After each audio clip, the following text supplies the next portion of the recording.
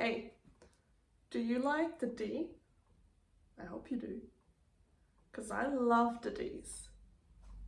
Now, get your mind out of the gutter.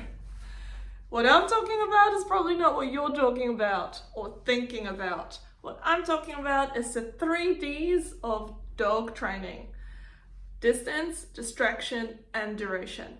And without the 3Ds, you will have a dog that probably only listens to you inside the house, or in, like, if you have a treat, or when there is nothing distracting around. But in order for your dog to really know a skill, you need to make sure you love those Ds, the 3Ds of dog training. All right, let's dive into them. All right, the first one that we're going to cover is duration. So duration means how long can my dog hold a position or a behavior without breaking that position or without me having to constantly go back and give him treats. Yeah, so this, I'm just gonna say it, this is kind of boring to train, and this is why people don't stick to it, because it's tedious and it takes a while.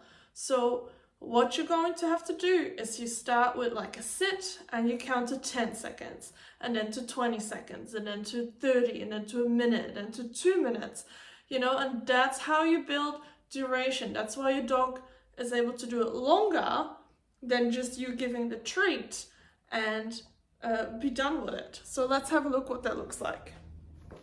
Please, both of you down. So now they're on the bed, and I'm going to count 1, 2, 3, 4, 5, 6, 7, 8, 9, 10, and I give them a reward. And then I do that again. I count to 10 seconds and I give them a reward. As you can see, they can't come out of the bed yet.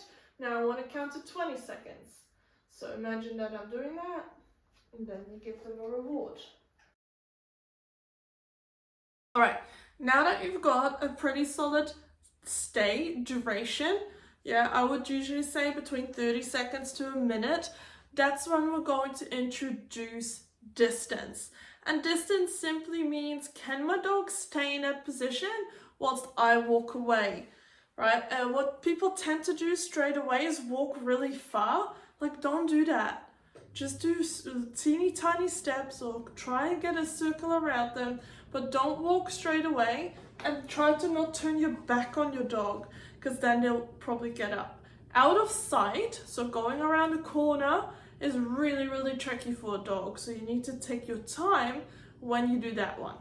Let's have a look how we do this. So the first step that I would do for distance is go back 1, then I come back and I feed him, right? And then I do that again, and I feed him. And then I go, every time that he does well, I might add a step. Now obviously Lennox knows this well, so I don't need to go teeny tiny steps, but you might, okay? So don't move too fast with this. So then the end goal would be that I get out, and I might go out of the screen, I'm not 100% sure, right? And I come back. And he has to stay there until I give him his release word. If you want to know more about the release word, make sure you check out my video on that. I will link it in the little box up here. And then if I want to go out of sight, I do that in baby steps. I don't do it too fast, okay? And you don't know, but right next to you on the camera, Zelda's doing the same thing. So I'll just show you from her perspective. Stay put. Right, I have a double dog. So then I go out of sight and I come back. Good dogs. Give them a treato. Nice work. Good girl. Right. Right, and that's how we work on our distance. Slowly but steady. And obviously we're working here in my garage, pretty easy. So this is where you start. This is your level 1, your baseline. And then once you feel like, hey, my dog is able to stay on his bed for a minute, I to walk all the way to the kitchen and my dog still stays on the bed, that's maybe when you start introducing either more distractions or you go to a new location. So you go and practice it in your backyard or your front yard or in a local park, you know? You want to slowly build this up. Don't expect him to do the same behavior in his favorite dog park if you haven't practiced all the little steps in between. All right, the next one that we want to cover is distraction. And with distraction, that can be anything that's distracting for your dog. So it could be tossing treats on the ground, rolling balls, putting your shoes on if that's something that your dog gets really excited about, other dogs, anything really that's distracting to your dog. And again, you want to start off on a low level. Like, don't bring out the big guns if your dog isn't even able to manage like a little bit. Like, don't throw I don't know, like a bone on the ground if you can't even resist a piece of kibble, right? Look at it as a ladder or like levels if you're a gamer. You don't beat boss level if you haven't got all the experience points, right? You have to gain experience points, level up before you can beat the final boss. If you're not a gamer, I hope that you still get the analogy. It's pretty obvious, I would say, right? Like, you don't just go and do the hardest thing without practicing all the tiny little steps, because that way you're setting yourself up to fail and also your dog up to fail. And what we want is successful repetitions.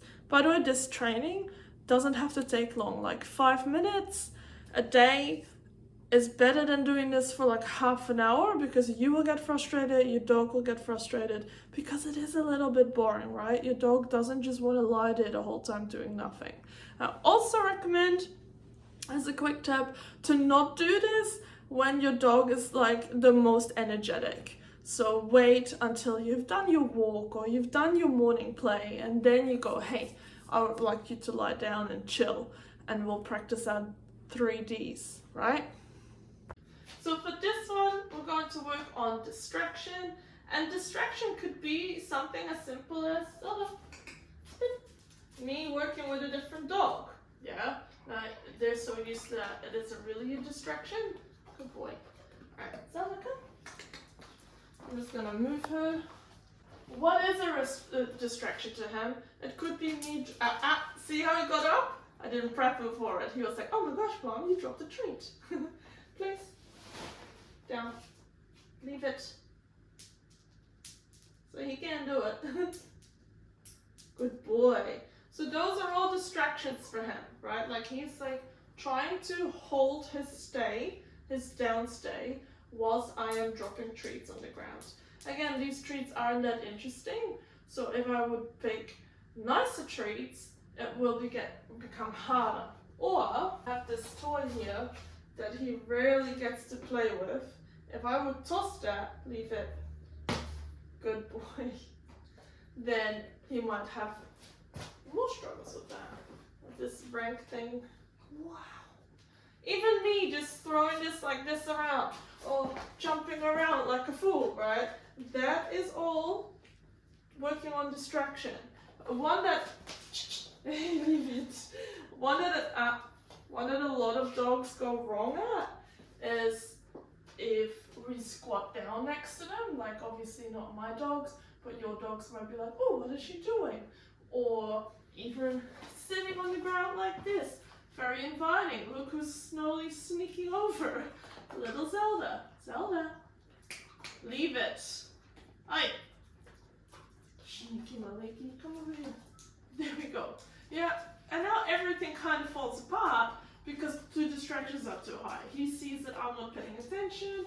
She just walked in because I wasn't really working with her, and she just saw me dropping all the treats on the ground, and he's like, you know what, I'm taking this opportunity. So now the feedback for me is, this is too much, I need to organize this better. So me maybe sitting on the ground is what made him think, oh, I think I can get away with it. Yeah, so I do like to show you that. My dogs aren't perfect.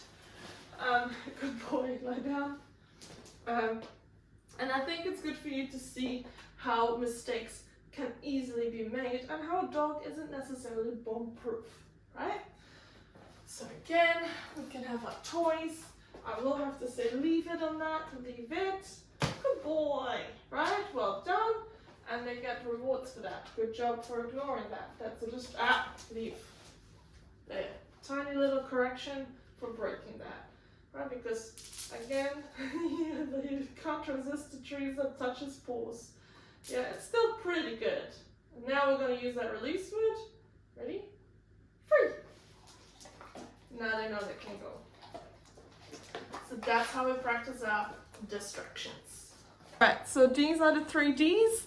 I hope that they make sense and that you now have extra stuff to work on with your dog to really prove their behavior, so you can take them anywhere and they will listen to their commands, not just in the house.